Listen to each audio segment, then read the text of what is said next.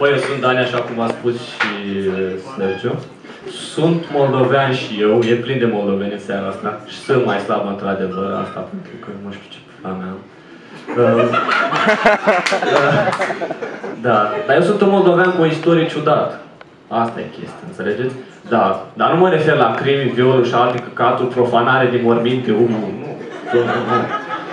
nu. Mă refer că sunt un moldovean născut aici, în București, înțelegeți?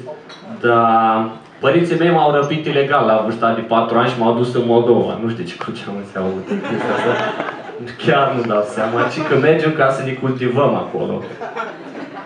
Eu n-am reușit. Băi, la un moment dat mi-am dat seama că dacă rămân în Moldova o să rămân un căcat mic. Și de-aia am venit în Constanța, m-ați înțeles? Să fiu un căcat mai mare, da, exact, s-a prins cineva aici. Tot moldovean ești. Da. Ești fumat acum, nu? Nu? E bine. Da. Băi, eu am reușit să plec din Moldova după ce mi-a luat bacalaureatul, copiind fără camere de filmat, altfel o pulă mai luam, și am plecat la Constanța. Băi, mie Constanța mi-a produs mari șocuri. Serios. Știți vaporul la mare la intrare în Constanța, nu? Vă plimbați, aveți bani. Deci eu când am intrat noaptea. Eu când am văzut ăla așa mare acolo la intrare, cu iarbă, tot uscat cu bebleanscă, dă-te crucea, mă, ca se cam mare aia. M-am speriat, serios. Pentru mine nu existau vase mari, vapoare. Singurul care le văzusem până atunci era cel din Titanic. Și ăla am crezut că e o făcătură, n-are cum să fie adevărat. Am crezut că e o bucată mare de carton pictată și în spate-s 20 de moldoveni vezi, hai, coaie, sărută odată, nu te crucea. Da. Da, există. Voi am plecat din Dorohoi, ați auzit Dorohoi? Haha, Botoșani, șmecherie acolo. Hai, dă-li pula că mergeți acolo. Bani. Băi, Dorohoi e un oraș foarte mic. E genul de oraș care treci prin... Ar trebui anunțat ca în gară, serios. Atențiune, 5 secunde intrați în Dorohoi. Niște luminițe la intrare, niște trampoline, să simți în pula mea că intri, înțelegi? Că nu-ți dai seama. Băi, eu am făcut management, economie, știi? Și m-am gândit în capul meu bolnav și ce afacere ar merge, să mă duc eu să investesc acolo, știi? Nu că aș avea bani, dar nu se știe niciodată. Și singura soluție care mi-a venit în cap a fost pizzerie. Băi, frate, m-am gândit așa, băi, n-ai nevoie de mașini, n-ai nevoie de utilaje, de nimica. E pizza suprat cu gâtul, tanețucă, hai nici o tanețucă. Stai și acolo, ce crucea mă să. Hai, n-ai nevoie de nimic. Serios. Bă, apropo de talențuca și de femei de astea mai în vârstă, așa, dacă știți voi, sigur ați pățit chestia asta, e imposibil. Când eram mici și aveam 4-5 ani, știi? Și veneau câte 16-20 de babe la bunicul meu acasă, mâncau dulceață trandafir, bârfeau pe toată lumea, știi? Știau tot ce suntem. Băi, și veneai tu un copil prost la 5-6 ani, puțulica goală și plin de noroc, te-ai jucat cu porcii, știi? Și avea un gest incredibil, să fac fără. Deci venea și te lua de obraj. Mă, ce copil, mă doare în pula mea! Dacă vrei să-mi placă, ia-mă de pulă. S-ar putea să ai o surpriză mai mare ca la unul Kinder. Atunci, acum, vă spun eu că n-are cum. Băi, ce cuceam, ce prea lungă ăsta, mă. Luați-vă drag și voi unul wireless, n-aveți place. Da. Bă, apropo de prieteni, că văd că ați venit cu prieteni în seara asta și vreau să vă zic câteva chestii. Băi, am observat că în orice grup există un prieten sfătuitor, care știe absolut în orice situație ce să fac. Văd câteva fete suspecte așa veți. Așa. Băi, eram o dată la Moldova și eram cu o tipă la mine acasă. Una bună tare. Și încercam să fac acolo, dar nu se scula.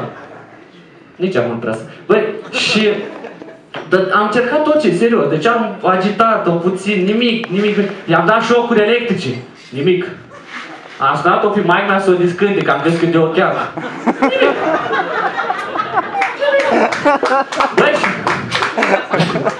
Băi, și mă gândesc că așa, hai să sun un prieten. La 3 noaptea în Moldova, nu dacă era pulă de bea. Ori viola pe cineva, ori omora pe măsa, ceva se întâmpla cu el. Dar mi-a răspuns. Mi-a răspuns și zic, băi, Cristi, ce faci? Băi, dormeam, băi, minuni. Și zic, băi, zi și mie ce să fac, am încercat tot ce, nu știu ce căcat să fac asta, nu se scoală. La care îmi zice o chestie genială, nu știu voi ce idee aveți acolo. Și că, băi, bea un Red Bull și o să prind aripi. Cum dracu? Deci nu mai vă închipuiți că mă duc, bea un Red Bull, intru în cameră și îmi zboară cu tot. O, și vezi pe aia, hai, dar nu o prind eu cu aia, speri. Da. Da. Băi, tot așa, eram odată acasă și eram supărat și l-am sunat să vin la mine. Că aveam o problemă și a venit el mai greu, dar a venit și îi spun, băi Cristi, uite care e chestia, băi, nu mai reușesc să găsesc o fată bună, cu care îți face o treabă, să fie totul bine, știi? Băi, la care el e foarte gândit, foarte inteligent, zice, băi, Dani, că așa încep toate sfaturile cu băi, Dani, zice, băi, Dani, nu contează ce fuți în viață, contează să fuți bine. Inteligent. Nu m-am gândit. Și, băi, deci în opinia lui nu contează că mă duc la bar și iau una care n-are picioare și o fut, știi, are picioare de lemn și cum o fuți acolo scârție picioare, știi? Zici că fuți un aparat de dubstep. Scurt, dai acolo, știi? Deci nu contează. Băi, contează să fii bine, știi? Băi, e bine contează și armonie. Și nu contează, deci nu contează că mă duc la bani și îl iau pe Ștefan Hrușcă și îl fut în cur. Băi, eu am murit colindătorii, așa că o să-l fut de toți banii care am dat la colindători, să-l bag pula. Și la sfârșit îi bag chitara acolo, dar în cruce am auzit. Da, sigur.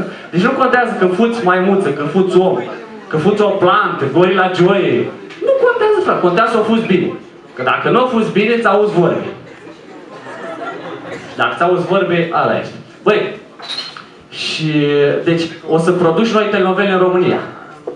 O să auzi pe toate televiziunile. Băi, oare Dani fute bine? Și Erode a întors spre casă.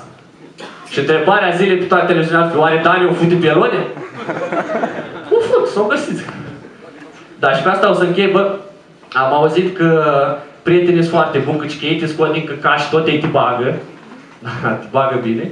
Băi, și există vorba aia românească, că cum te fut prieteni, nu te fute nimeni. Faceți-vă dracu prieteni, mă, frate. Băi, eu sunt Dani, sunt din Constanța și pot fi prietenul vostru.